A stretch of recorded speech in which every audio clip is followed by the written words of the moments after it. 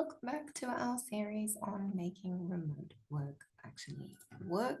We have covered two of the three pillars required, practicality and legality, and we're currently looking at productivity. So making sure the work gets done and gets done properly. In our last video, we looked at SOPs, standard operating procedures, but these are processes for your employee so that they know what to do. We also need to look at processes for you so that you know what to do as a manager of the employee, or so that your managers know what to do in terms of managing the employee. It is fairly easy, in relative terms, fairly easy to manage a firm with less than 10 employees.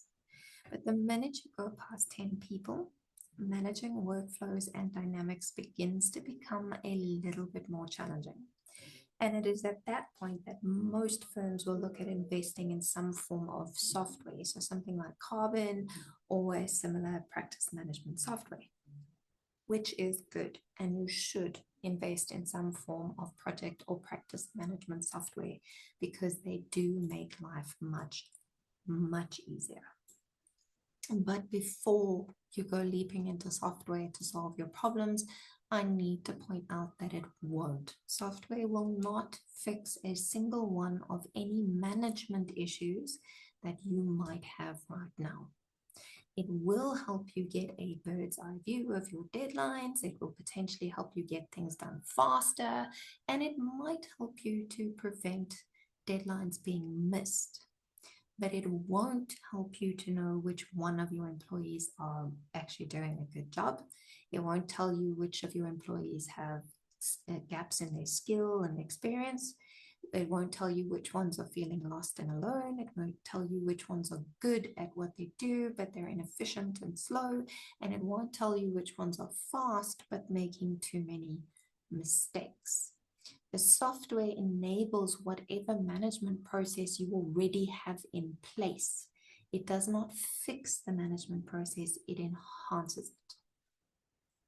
Which means that regardless of where your employees are sitting, good management has to begin online. So in order to create a good management process, you need to know 4 things.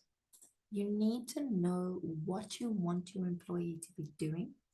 You need to know how you want them to be doing it. You need to know when you want that thing done by and to what quality level you want it done. So what constitutes good work, okay work, and bad work? This is why we first started this particular pillar talking about roles and duties and responsibilities and SOPs, because these things must be defined before you can create a process for managing these things. But you still need to create the process for management. So when it comes to creating any form of process, our first step is always the same. We need to ask questions. Preferably, you keep on asking questions until you feel quite certain you have run out of questions. But today, we are just going to give you some questions that you can consider when you are thinking about creating a management process. And we're going to start with onboarding. So let's assume you are taking on a new employee. And again, please remember, we've started this offline. This is regardless of where your employee is sitting. So this could be an onboarding process for someone in the office as much as it could be for someone who's going to be working remotely. These are questions you need to consider to plan the process of bringing them into your company. So the first is, how are you going to teach your new member about the company itself and its culture? And are you going to do a presentation? Do you have a booklet that explains it? Do you have a recorded video that tells them your history and why you do what you do? How are you going to share this information with someone who's brand new to the business? How are you going to introduce them to their new team members? So do you throw them in the deep end and group meeting on a Monday morning, or do you introduce them to their team members one by one? Maybe you pick one team member that you introduce them to and you ask that team member to take them around the office to meet everybody else. But you need to know how this new person is going to meet their colleagues.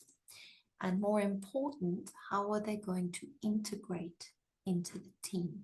Because knowing your team members' names is not integration. You want your new employees to feel welcome and included. You want them to become part of the team. That's not going to happen in their first week and even their first month, and possibly not even in their entire probation period that they become part of the team. But you want to have something in place that indicates to the rest of the team that that's the end goal, that you want this person to be part of the whole, not just sitting on the side. So how do you make that happen? How do you share your codes of conduct and standards with them? Could it be, again, it could be a presentation, it could be a 150-page manual that they have to read that night. But you need to know how you are going to teach these things. How are you going to demonstrate and share your ways of working, your SOPs? Will you personally take them through examples? Will you get them to job shadow colleagues? Or maybe you have video training that you want them to watch before they attempt a piece of work. Think through how you are going to share these things with someone new. And then how are you going to do actual work handover? In other words, how are you going to give them specific work and specific clients for the first time that then becomes their standard work? How do you hand that over? How do you teach them about that work and those clients? And these are questions you should ask for all your employees. But if you are onboarding a remote employee, it becomes even more important. And you need to onboard a new employee efficiently before you can think of their ongoing management, because you want them to have a smooth introduction to your company. You want them to have good understanding of how you work and who you are before you start looking at the nitty-gritty of how they do their work. But once you are sure of your onboarding process, you can move your attention to the ongoing process of managing them. And for that, we have a few more questions. Please just note that the questions on the last page and the questions on this page, they're suggestions and they're not exhaustive. So you can put in way more into your onboarding and your ongoing processes than what I've suggested here, but these are good starting points. And the first is, how are you going to monitor your work status? How do you know how far something is, what is done and what isn't? Will you do it by emails? Are you going to do Zoom check-ins? Are you going to use practice management software like Carbon? How are you going to monitor status? How are you going to check quality? Are you going to use checklists or recons? What can you do to double check work and ensure accuracy without you having to go check every single line in the general ledger? Because you obviously don't want to do that. That totally negates getting in a new team member. So how do you know they've done a good job without having to check every single thing that they've done? How often do you check this work status and quality? Are you going to check it daily? Are you going to check it weekly, monthly, quarterly? Because that's when that's due. That is up to you. All of this is up to you. But think about it. How often are you doing these checks? How are you going to ensure timeliness? Because you do not want to find out on the 6th of the month that you can't submit VAT tomorrow because the work isn't done. And you definitely don't want to find out on the 8th that work wasn't done and VAT wasn't submitted at all. So how do you make sure the deadlines are met? This is going to affect work status checks, it's going to affect quality checks, and it's going to affect the timing of those things to ensure that the work is finished and accurate before the deadline rolls around. So think about how you are going to handle these things and at what times and at what timelines. And then how are you going to tell the employee they've done a good job or a bad job? Do you know how and when to give feedback? Do you know what your steps are that you need to take if corrective action is required? If they make mistakes, how do you give them that feedback and then show them the right way of doing something? Do you direct them to training? Do you actually show them? Do you delegate training to a team member who's better at that particular thing than you? When do you step in and just do the correction? When do you make them do the correction? You want to know these things so that you know ahead of time how you're going to handle these moments. And then what steps are you going to take if they do a terrible job? What is the process that needs to be followed to escalate an issue that you've already given feedback on, or worst case scenario, to let them go?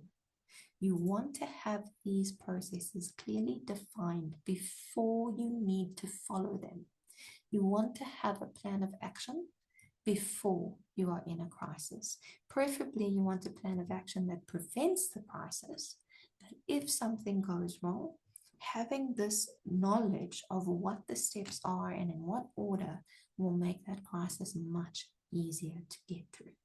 So you need to answer these questions before you are hiring an employee and before you are trying to monitor all of their work. Now, I know that all of this takes time, a lot of time, and we've only done the overview. We're going to go deeper in the next couple of videos. So there's a lot of time that goes into planning, and I know you don't have time. You are hiring because you are overloaded. But if you don't do these things before hiring, then your hiring experience is going to be painful and disappointing. And if you don't do these things before taking on a remote employee, then I assure you it's going to end in disaster. And you are going to end up firing and rehiring multiple times without success. You are never going to be happy with remote workers if you have not thought through these processes. And you only need to spend this time once, and it will save you hours and hours in the future. Not just because you'll have the right person doing the job the right way, but also because standard processes just generally streamline our ways of working and save us time by their very nature. So please spend the time and truly think about your onboarding and handover processes. It is worth the time you spend on them.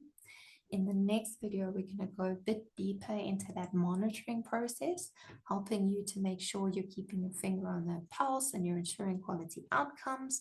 But also remember that we do have a free ebook that summarizes all of this for you. It's our remote management ebook, and the link is under this video. So grab it if you want to make sure your remote work works. Otherwise, we'll chat in the next video about monitoring.